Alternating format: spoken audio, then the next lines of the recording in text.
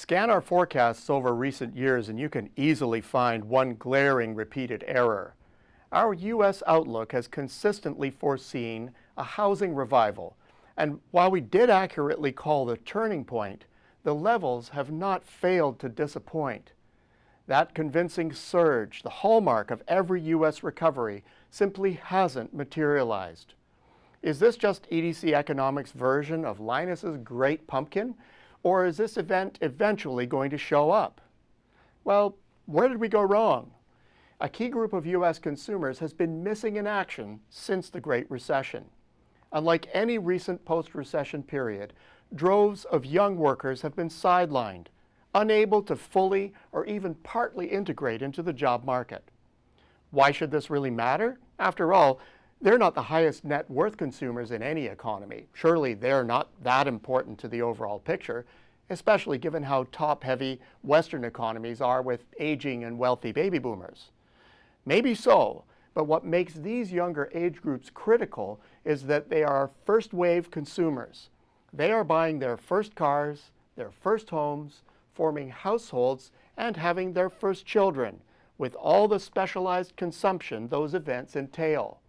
Take them out of the economy, and you lose a potent force that affects a whole chain of transgenerational economic activity.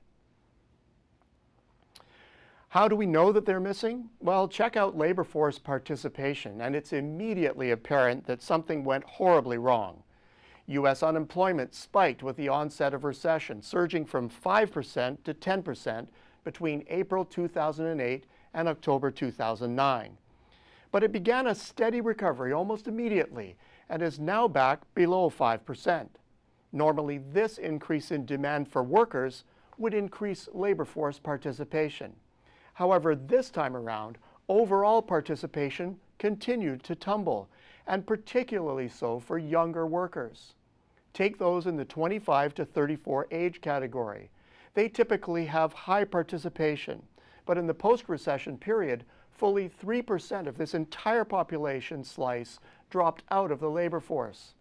That alone is 1.3 million American youth, potential consumers, just sitting on the sidelines. This is obvious in another disturbing statistic. Unable to find meaningful work, adult children are staying at home for longer and in record numbers. Among those 18 to 34 years of age, the percentage still living at home has been pretty steady over time, regardless of economic conditions. However, this time around, the number shot up to unseen levels. Almost 1/3 of Americans in this age group are still parked at home. Some call this a change in preference, but history strongly suggests that it is directly related to the lack of economic opportunity. That's why it is particularly remarkable that after all these years, this story is doing a big U-turn. Since mid-2015, labor force participation of the 25 to 34 age group has regained 1.8 percentage points. That's almost 800,000 extra first-wave consumers that have entered the market in less than a year. Better still, the trend is pointing upward. Overall employment growth is still hot. The official unemployment rate is ultra low and real wages are ticking up. Conditions seem ripe for continued reabsorption of this important class of workers and consumers. Is the best of this growth now behind us? Well, if participation rates rises to pre-recession levels, then there are about another 500,000 millennials on the way into the job market.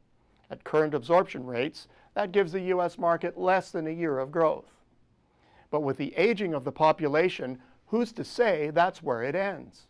We could actually see higher than average participation for some time, which would mark a radical departure from the gloomy future most have forecast for the young set.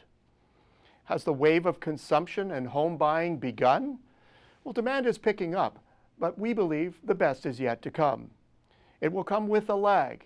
Millennials will have to get used to this new money coming in. They'll be retiring student debt, dealing with housing costs, relocation, and the like. But they'll also have help from ever wealthier parents, eager to see them progress, finally. The bottom line, parents of America, you are about to get your basement back. And in the process, you are likely to see an economy that finally gains lift on a broader front, a new wave of growth that still has a few years behind it. Until next week, I'm Peter Hall.